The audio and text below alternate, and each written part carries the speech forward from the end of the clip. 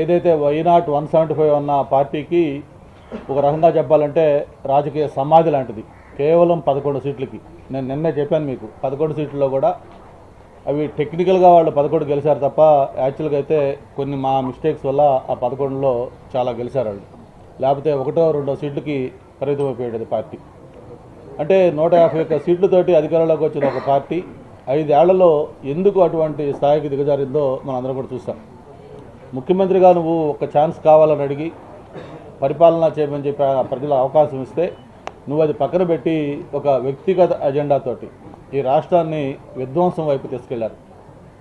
ఆ 5 ఏళ్ళు పరిపాలన కూడా ఒక ప్రజావేదిక లాంటి ఒక దీన్ని కూల్చివేతతోటి ఆ పరిపాలన మొదలైంది.